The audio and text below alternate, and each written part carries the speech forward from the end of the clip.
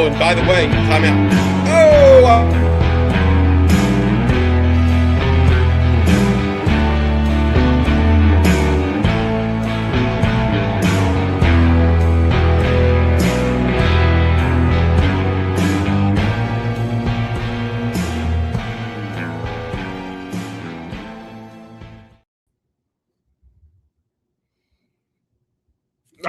by Jerry Hamilton and CJ Vogel. What are y'all laughing about? You were muted. You were muted a little bit. I was muted. That was the problem.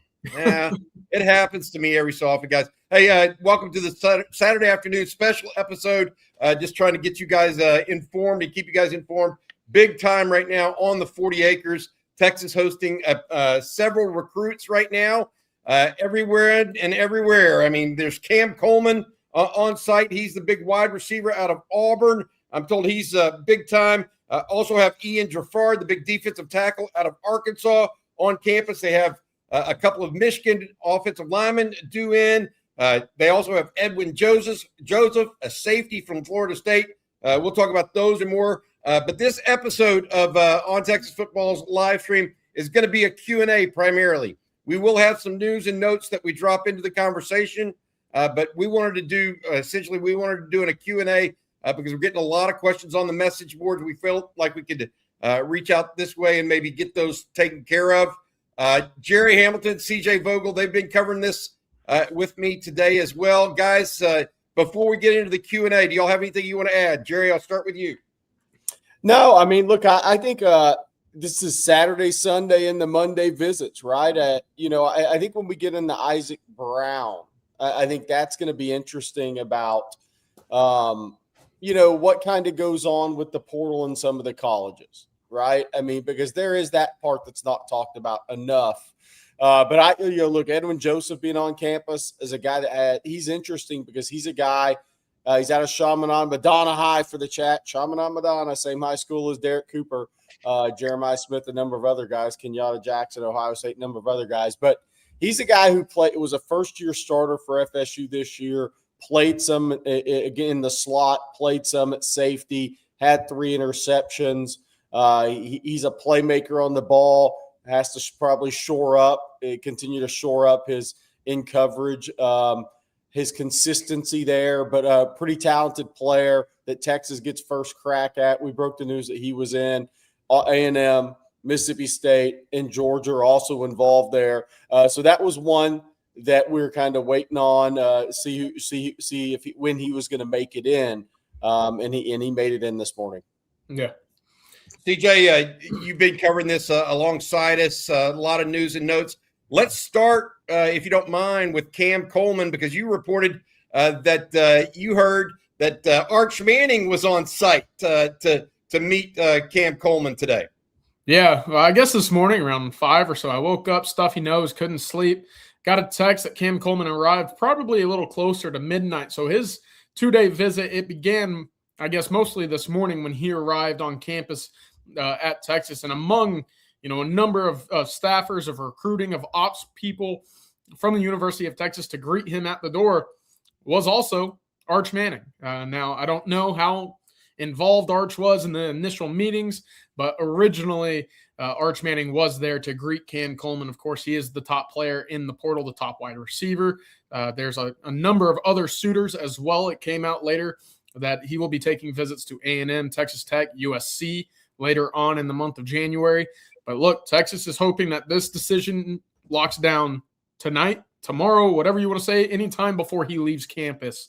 That's the latest I have on Cam Coleman. But Arch did greet him at the door, and that's not nothing there. Yep, I want to mention, I mentioned those two before we get to questions. There was another visitor on campus today, a young man named Luke Sandy, center out of Wyoming. But I do not know if Texas is offering him at this point. So they brought him in, see what he'd look like, et cetera. I do not know what will happen in that recruitment at this point. We will have to wait and see what Texas decides and whether they push. As far as the other guys, we broke the news earlier this morning that Texas was very much interested in the 2 Michigan offensive linemen, Andrew Sprague, a big offensive tackle out of Kansas City, Missouri, as well as Jake Guanara, out of Ponte Vedra Beach in Florida. Both of those guys started for the Michigan Wolverines this year. Sprague did not play in the Texas versus Michigan game. Guanera did. So both of them entered the portal, though, today or last night with a non-contact tag, which typically means they know where they're going. We do expect both of them on campus. One of them Sprague today, Guanera at earliest late tonight, maybe early tomorrow morning as well. But that's a lot of what's looking like. All right, let's get to your questions, if you don't mind, guys. Matt's got them queued up. If you have questions, please get them in. We'll get to them at all as quickly as possible. We're going to be here about 30 to 45 minutes this afternoon. But I've got to say this. There's a 5 o'clock basketball game at the University of Texas. At that basketball game, they usually have a lot of recruits.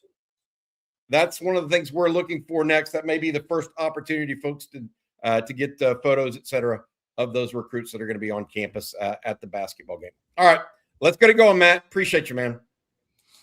Woo. All right, I love you, CJ. Let's start that one. Jared Tully, I think this is in reference to something that CJ did yesterday when Marcel Reed announced his return to Texas A&M. CJ tweeted, "Great news for Texas." Yeah. You're trolling those Aggies, CJ. I tell you what. Great news. Yes, it is. Hey, some other question. This one from Jeff Davis. Wish there was interest in Coy Parrish, but Edwin Joseph is a stud. I also think with how much Sark's offense is very much an NFL offense, Coleman will grow as a player here if we get him. I do think that that's one of the pieces that is attractive to Coleman.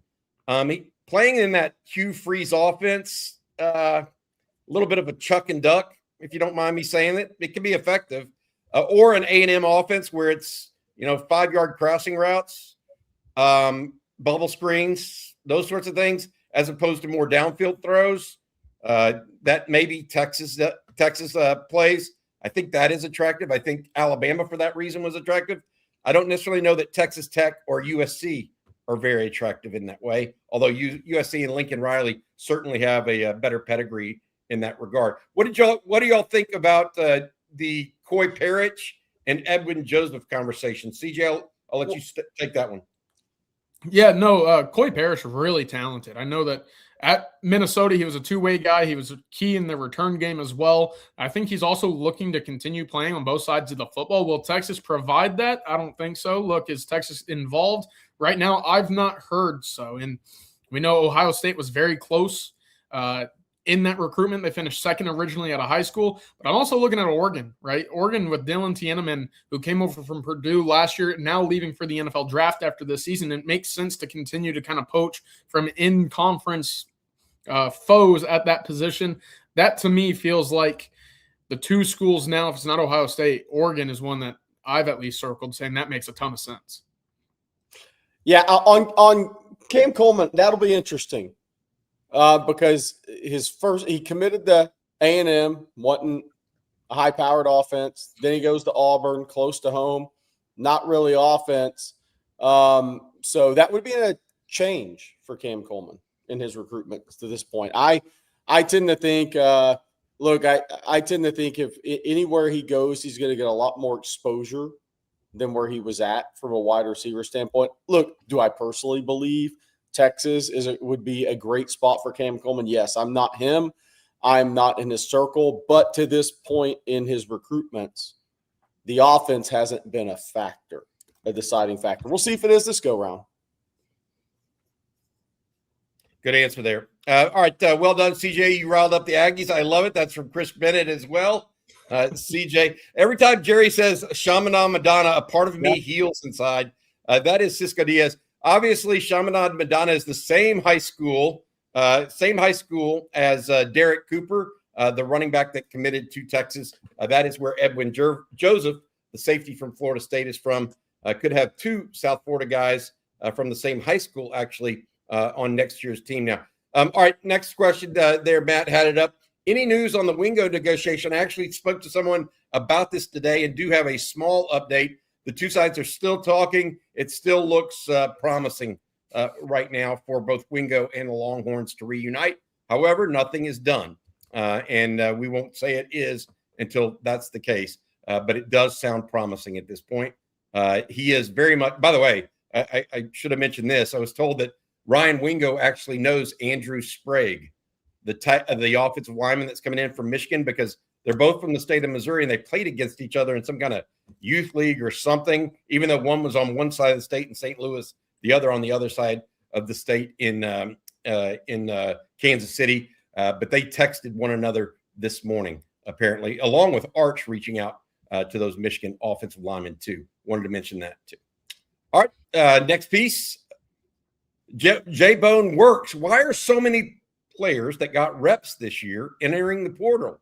Is it just more money? Let's talk about this, because I think this is a broad question that's a good topic. Jerry, I'll let you start. I've got some thoughts, and I know CJ does as well. Yeah, so I think there's a couple of things here. One, yes, to answer the first question, yes. I mean, that's a massive driver, and more so than even I think we want to believe in your high school decision, and then if you jump into your portal decision. I would say that's 80% of it. I think there's also coaching changes and how staff changes around you. Look at the two Michigan linemen. If Sharon Moore is still the coach, the guy that recruited him, the head coach, it's an offensive line. By the way, really good eye for talent, offensive line coach. Let's give him credit for that, because those weren't two of the most highly recruited guys in America, but they're damn good players. Would they be in the portal? Probably not. I mean, so there's that. There's the coaching change part of it as well. And I think, look, there's so many places you can go with this. If you're a smaller school guy and you play your way up, of course, you better jump in the portal, and then you better go I'll jokingly say cash out, but that's what we're talking about here. So if you're in that position, you better take advantage of it. What have you worked for your whole life? I mean, your dream's the NFL, but man, 1.5% actually make it to the NFL, then you better chase the other part of that dream and set yourself up the best way you can. But I think coaching changes as well, but it's driven financially, guys. I'm not going to sit here and say it's not. Well, I think it's financial as well. I also think it depends on whether or not they're blocked at that position. I think that has a big piece of it, Jerry, and more so on offense than defense.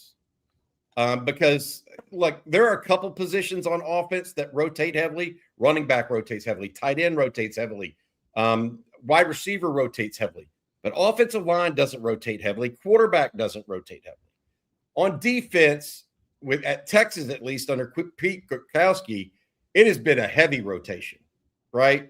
And so that being said, if you're not in the first two groups of that rotation, that could lead you to want a portal.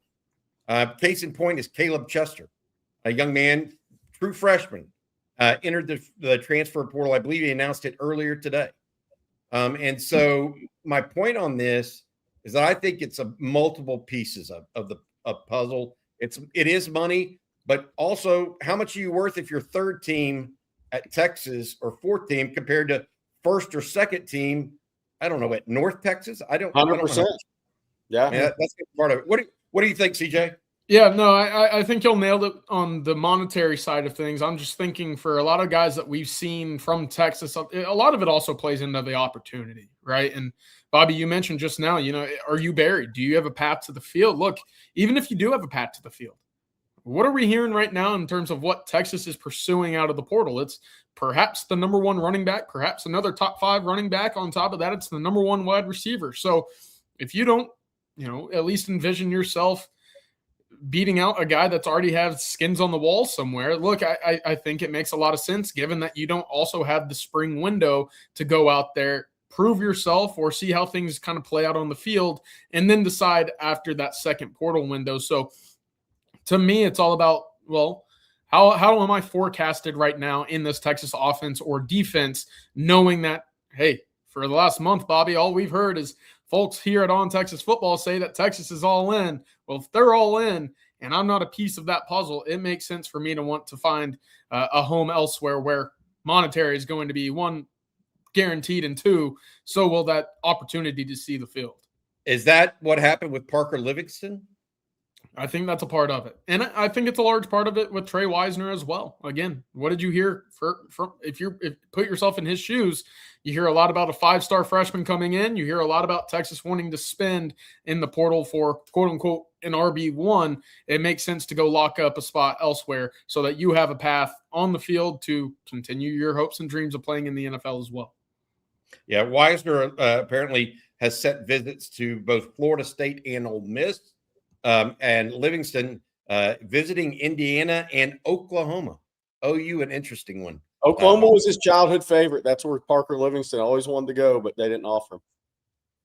Interesting. That'll be interesting. We'll see how that goes. See if he has a turnabout. CJ Field SeaWorld with Aggie Tears. Loved it. That's from Navi Malik. Appreciate it, man. CJ, you're getting a lot of bounce on that. This one from Bald Father Betts. Any news if Florida running back Jaden Baugh will enter? Here's what I can say about that because I got some intel from that today. As of right now, he's not entered, to be clear. And right now, Texas is they can't do anything until he enters the portal.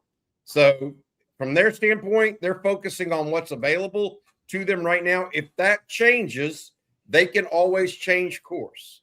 But there's nothing that they know of that's changing its course. They're gonna stick to what they've got and know what's ahead of them.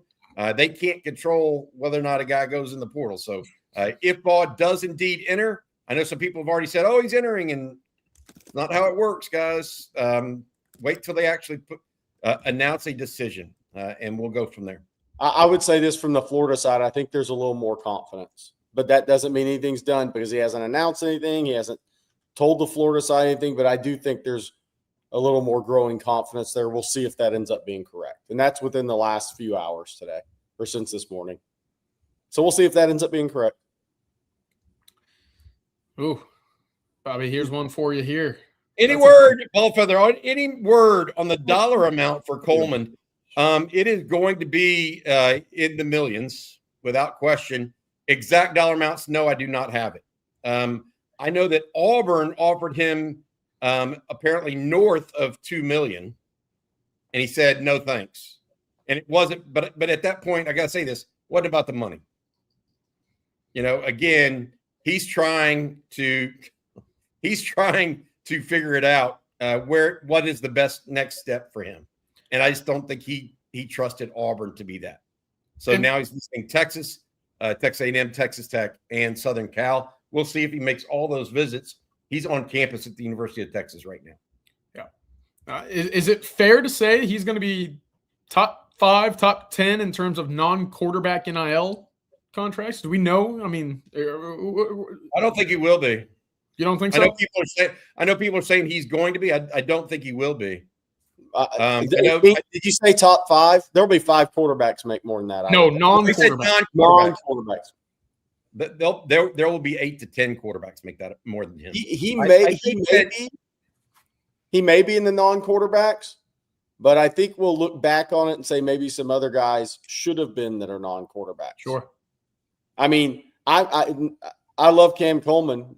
I think Jaden Woods is the most talented guy Texas is after in the portal right now. Ooh. Yep. That's the true freshman defensive end from Florida that is expected to be visiting Texas. Any word, Killa, any word if we are targeting the San Jose State wide receiver as well, Danny Scudero? As of right now, the answer is no on that. I do expect Texas to look at 1 to 2 receivers in the portal at this point. But right now, the only receiver I know that Texas has set up a visit for that is in the portal is Cam Coleman. I would say this as well as it relates to receiver in multiple positions. I'm told that there are about 4 guys out there that have not put their name in the portal yet. That Texas and just about every other school would jump at if the rumors behind the scenes are true. Okay. But until those guys put their name in the portal, it is all rumor. And so we can put that note out there. And I do think that maybe 1 or 2 might hop in, but there's no promises right now on any of those players. And so Danny Scudero, I do not think is a prospect at the University of Texas at this point. Yeah. Although CJ would like him to be, probably. No, he's a stud. He's a fun slot wide receiver. But look, we know that Texas is wanting to put the best quality wide receivers on the field. I'm not saying that's not Scudero, but look, if you're after Cam Coleman, the best player in the portal, that gives you an idea, as well as should, Bobby, you reported Emmett Mosley's coming back as well. That's a big piece of the puzzle. If Ryan Wingo, is for sure returning, there's 3 really talented guys. Now you need what? An additional slot, maybe an extra 5th guy, and that's about it. I hate to say it, but they don't show a lot of rotation at wide receiver, not as much as perhaps other schools. So that circle of trust is hard to come by, and if you can fill it with 3 guys that have been on campus or been in college football for 3 years, put up big time numbers elsewhere, that's a really talented core to start. Hey, we got a little breaking news here I want to post. Agiye Hall has entered the NFL draft. He hasn't taken a snap since 2022. This is going to be like Willie Mays Hayes. He's going to sneak into the NFL Combine, get stretched out, and run 4.34. Agiye Hall enters the NFL draft. Yeah, I saw that earlier today from Matt Zenitz over at 24/7 Sports. Put that out. Bobby, you mentioned a third OL today. Can you name? Yeah, his name is Luke Sandy. He is a center from Wyoming. I can now mention that. Question here is, I do not know if Texas has offered him a scholarship or offered him an NIL package at this point. I just don't know. And so I'm not going to sit there and say, oh, this is a guy that everybody needs to be rooting for. I want to, even though they brought him in on a visit, there are certain things you want to find out on an official visit, like how big a guy is. Yeah. Is he the height and weight that you want at center? Is he, does he talk like you want him to talk and understand offense? Things you can't really just discern on a telephone call. But that is the third offensive lineman. I do think that there will be more. The big 2, though, right now at offensive line, remember, are Andrew Sprague, the offensive tackle at Michigan, and Jake Guanarva. I'm trying to say that. Guanara. I am butchering that name every time I think. Unfortunately, I apologize. I will learn it before you become a Texas Longhorn. How about that? Those are the I might names just pitch to you anytime he's brought up, Bobby, just to hear you say yeah, it. I'm so bad. Jake G. There we go. LKMS, don't you think if Baugh was going to enter the portal, he would have already? No, not necessarily. And I will say this too. There's a situation going on right now at Louisville where Isaac Brown has announced his entry to the portal and saying he's going into the portal. He did that publicly on January 1st. His agency had actually told other parties before that, but Brown didn't get his paperwork in until I believe January 1st or 2nd. And because of that, Louisville has 48 business hours, in their opinion, to respond and actually put him into the portal. So Isaac Brown, the running back from Louisville, is not officially in the portal until Louisville signs the paperwork.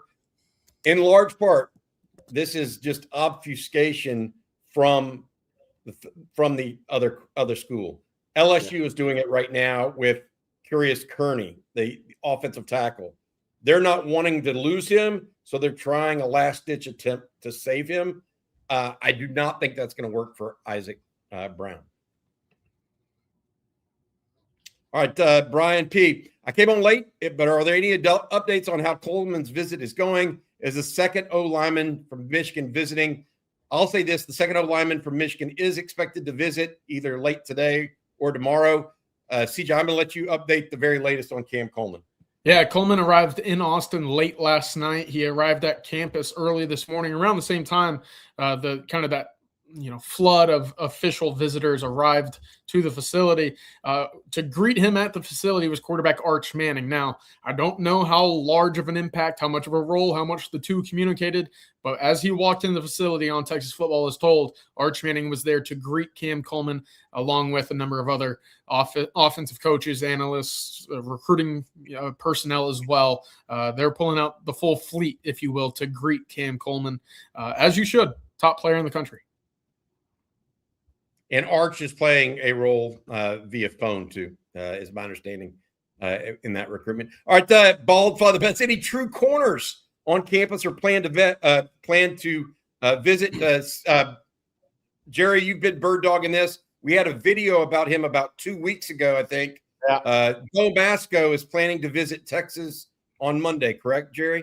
Bo Masco, corner from Rutgers, who Mark Orfe recruited to Rutgers. He's from Kissimmee, Florida, Osceola High, one of the better programs in Central Florida. I saw him, I believe it was his junior year in high school when I went to see Cedric Baxter. They played each other in a spring game. That Osceola team was loaded. John Walker, the D lineman from UCF. There was a D edge player that went to OU that since transferred out. A couple of other really talented players, a corner at Florida on that team. Bo Masco's gone from 165, 70-pound senior in high school to 185. Started 2 years at Rutgers, all Big Ten, third team, I believe it was, honorable mention player last couple of years over there. Really good player, very familiar with Mark Orfe. Texas has interest there. We're not saying it's a done deal. He is scheduled to be in Monday. We're not saying he's the only corner Texas is looking at in the portal. I want to make that clear. Yes, good point. I would add this. He was thought to be coming in today at one point, but his uncle passed away. He's actually at a funeral today.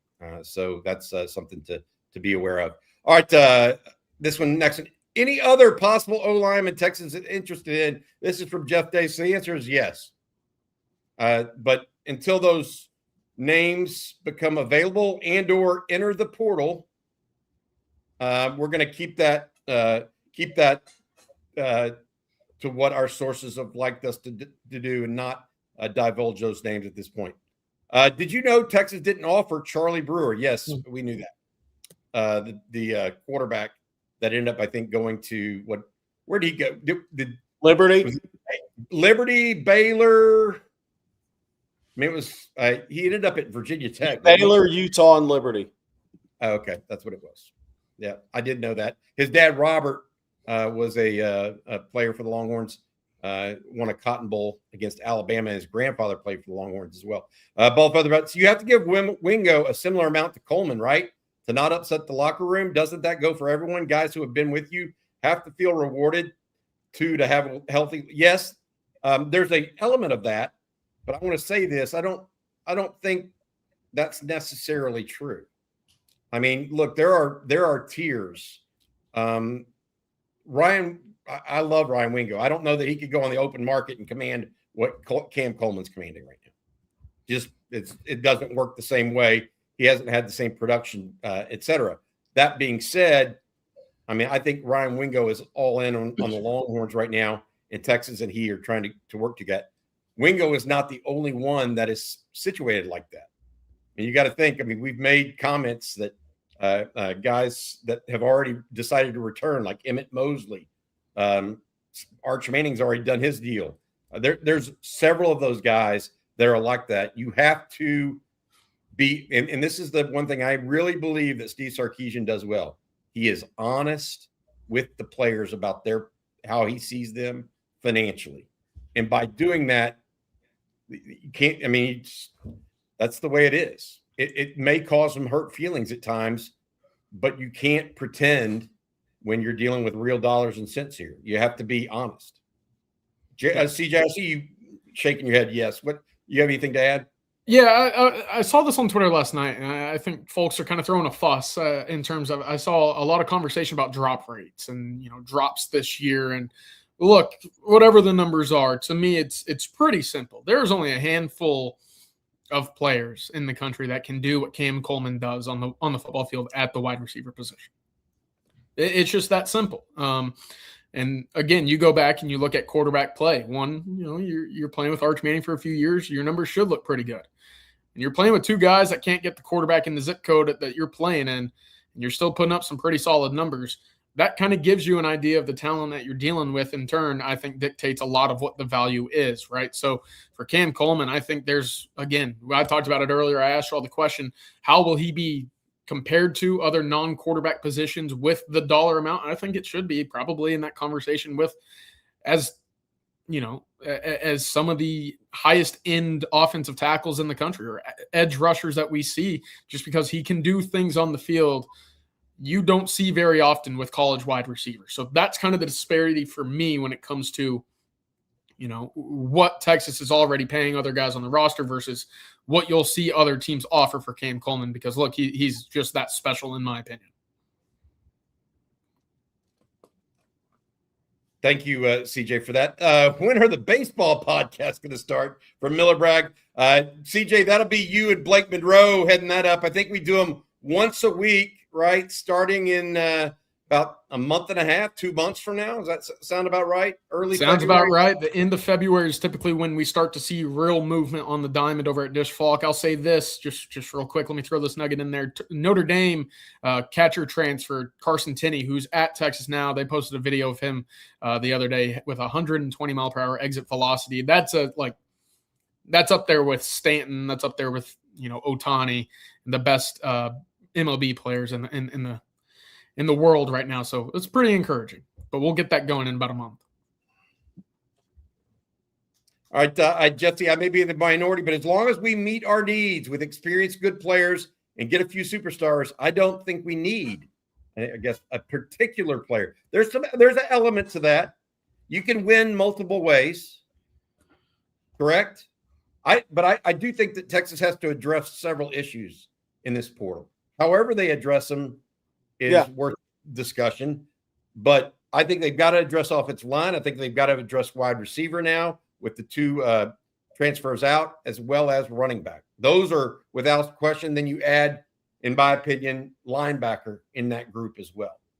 I mean, I think they've got to land those particular players at this point. Yeah. Not necessarily a name at those positions, but fill those roles. Yeah. Joe, if you could only have one, would you take Baugh or Coleman? Two different positions, Joe, and I'm not going to go there to give you a we can't go there? No, why would we? Why would we? I mean, it's not – no. Well, the answer is very simple, Bobby. All that will be used for, somebody will take that and send it to Jaden Baugh, or take that and send it to Cam Coleman from another site. I'm just telling you, I've been there. You just got to hit him with the why not both. I know. Well, it is why not both, in my opinion. Keeping Goosby as my top priority, yes or no? Pocono Longhorn. I think it is a top priority, not the only top priority. You've got to have interior offensive linemen. You got to have a running back. Jerry, what do you think? Yeah, no. Yeah, absolutely. I mean, look, you don't want the pressure. Well, a couple of reasons. One, Goosby's all SEC player. And if he returns for one more year, he's turning down the potential to be a first-round pick. Not many guys actually truly do that. The blindside protector for Arch, there's confidence there. I think he's a really good team, locker room guy as well. I think he's a very mature individual.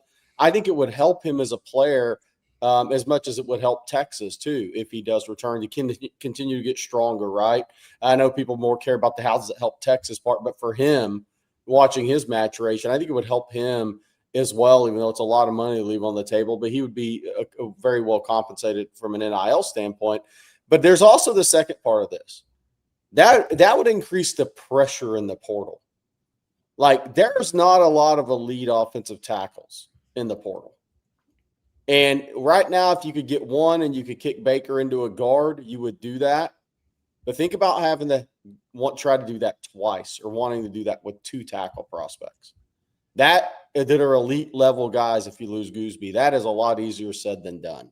That's what I would say. So he is very much a top priority.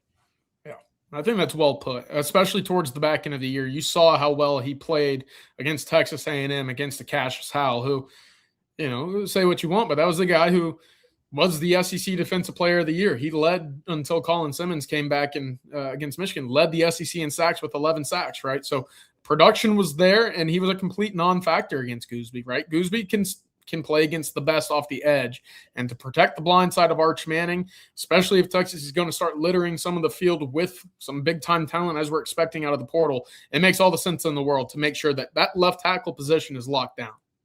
Let me say this. I think what I was getting at was a little something different. And ultimately, you want the portal to be additive, right? You don't want it to be a net negative.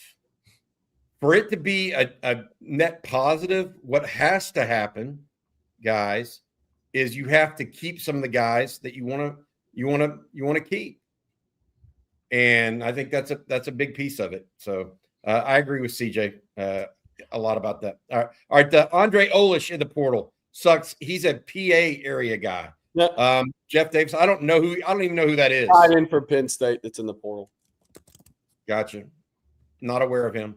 Can I add this real quick before we get to this super chat as well? As we're talking about all the visitors on campus today, Texas being additive.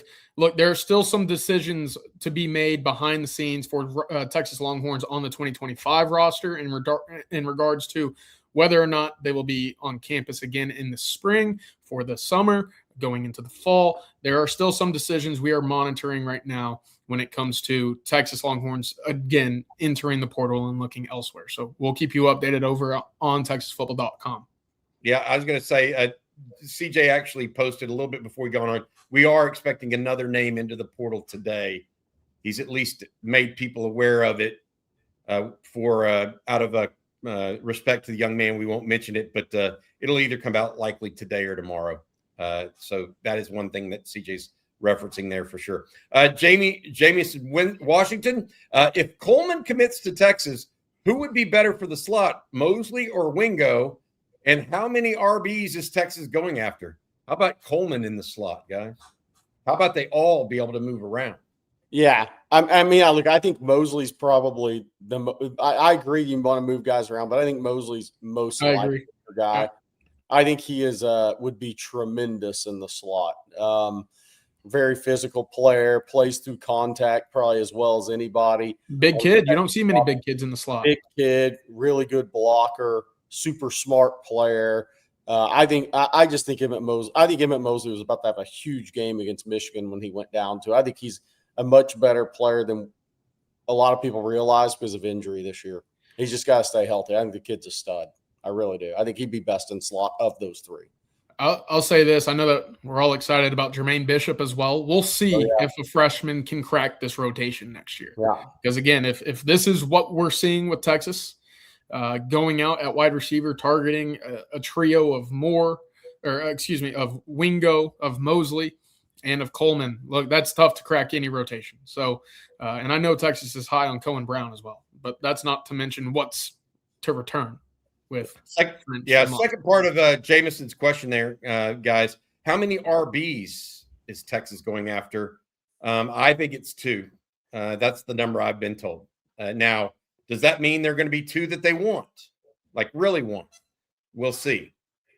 But right now, I think Isaac Brown has announced his intention to enter the portal, but has not gotten in. We'll wait and see what that means for Texas or whomever after that occurs. This one from Gidnick. When do you expect the commits to start coming in?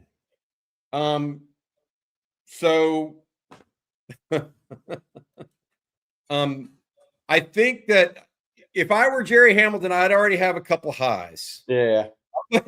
Some verbal stuff. But we are not dealing in verbal stuff as it relates to portal. It's a little different. And so because of the negotiations involved, and you have agents involved at the very outset, commitments aren't the same as signed. No. I'll put it this way.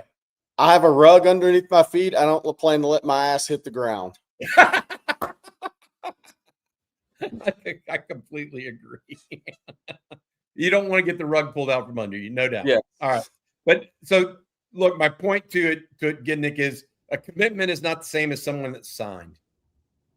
And really, in this day and age with the portal, I think you're really wanting guys to know guys that have signed, right? That's the key piece. Skibrek asks, good to hear from you, Skibrek. Do we expect Derek Cooper, the true freshman, to get any carries? I personally do. I think he's physical and has the ability. What, Jerry and CJ? Yeah, look, I think so, because one, I look at him from when I've seen him spring of junior year and then this year, where his body's going to go and how quickly where it's going to go. Because I say this all the time about, and Damian Jones is a great coach. At Chaminade Madonna. Oh, we get to see Chaminade Madonna a lot today. Edwin Joseph, Chaminade Madonna. But it's not the same setup as Texas. It's not the same athletic period every day. It's not the same. They have strength and conditioning coaches. A lot of Texas high schools are in Georgia.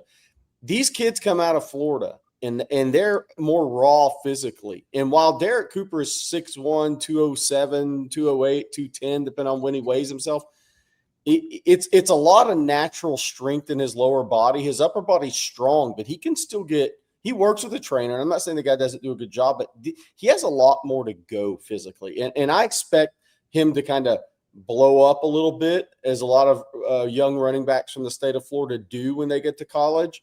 I expect him to blow up as an early enrollee. I think that, but I also think his maturity. A guy that has he's a guy that has a lot of maturity about him. We had him on the show. I'm sure people saw the interview. But you have to be a mature football player to play running back, go play safety, go play linebacker, go play on special teams. There's a level of maturity with him mentally that I think is going to help get him on the field a little bit.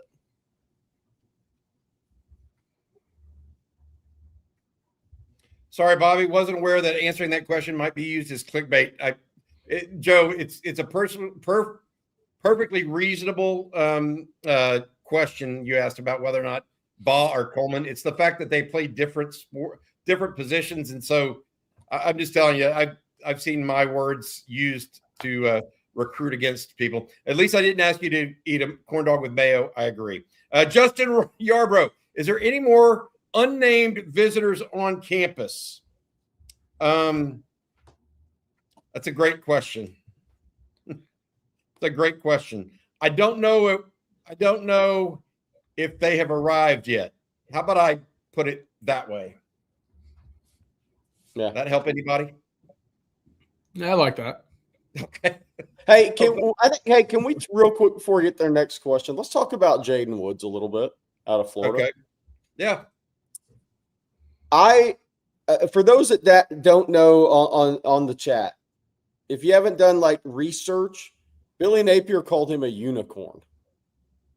Called him a unicorn on a team with Jaden Baugh and Dallas Wilson and a few others. And that was pretty early on as a freshman. That's really high praise. And in speaking with somebody who's very tied into Florida, that former staff thought he would be a first-round draft pick one day. And if he had injuries, he'd fall to the second. But if he was a healthy guy on his trajectory, he'd be a first-round draft pick. I think while Cam Coleman is the big name and he's very important, offensive line's very important, I do want to put out there that I think Jaden Woods may be the best NFL prospect long-term that Texas is in the portal right now. Jared, do you think – I think he has a chance to be an exceptional player. Do you think, because we look at the edge room for 2026 and we say, yeah, a lot of talent, right? We saw, glimpses of promise with Lance Jackson. We know Colin Simmons, of course, Richard Wesley coming in, Zena, Colton Voss, whatever. It goes on and on and on. But we had this same conversation a year ago, right? And we saw with Texas kind of tinkering around with David Bailey. You think this is the staff saying, well, if we have a Colin Simmons, that's great. If we had two Colin Simmonses, hey, there you go. Life is much better. You think that's part of it? Yeah. Now look, the other thing with the Jaden Woods, why I think this is a huge recruitment, is he is a 2-year player. He's only going to be a sophomore next year. You're in your last year with Colin Simmons. And then if you think about it from Will Muschamp, if he's going to be scheme versatile, right? When he runs a 3-man front, he's going to have the 2 overhangs. And if your overhangs are Simmons and Jaden Woods, you want to know how difficult you're going to be to deal with? If you have 2 first-round edge guys opposite each other, and one of them may be as good as their defensive players there is in the country next year in Colin Simmons, and a guy who could very well be a high first-round pick opposite him, that you get scary real fast. And I'm not saying Jaden Woods is going to Texas. Texas got the first crack at it. No, I just think the kid's really talented. And I think if you put him in Will Muschamp's defense opposite Colin Simmons in pass rush situations, you get scary fast. Yeah, you don't want to be in 3rd and long, Bobby. I'll tell you that. No. And not with Will Muschamp that No. likes to play press coverage too. Yeah. Why don't you think about what a pass rush does for that aspect of it? Juan Garza, do we seem positive on Coleman, or will it be Tech or A&M? I think as positive as you can be right now in a situation like this. I mean, I feel CJ shaking his head too. Yeah, made the first visit to Texas.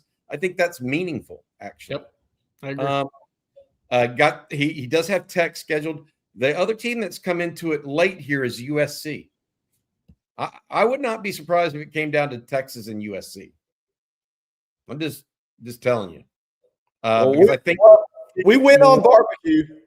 They fit more of a couple things. One, ability to pay. I think all four of those are in that category, but they fit proven quarterback, correct? And they probably fit offensive style more. I mean, look, Tech just went out there and with their $30 or $40 million roster put up 0 points in the college football playoff. You're going to trust that offensive coordinator with a new group? I don't know. Same can be, and right now, the quarterback that they want may be headed more to LSU than to Texas Tech. So there's no quarterback in place. At A&M, I think it could be quarterback related there too. And offensive scheme. You're going to trust a guy that hasn't called plays before in Division I, and Holman Wiggins.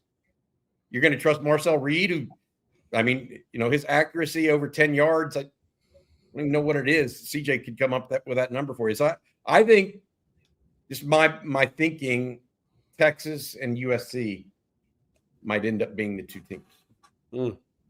Man. Tony Mattia, do external parties participate in the visits? For example, companies presenting NIL opportunities as part of a package? That's a great question. I think they can. Maybe or maybe not on campus. I just don't know how that works. Great question, Tony. Let me try to find that information for you. Justin Talley, thank you for your super chat there as well. And I think, is that it? Are we done here? Okay. A couple of news and notes that we want to get out. Yes, we do believe Texas has some quote unquote commitments.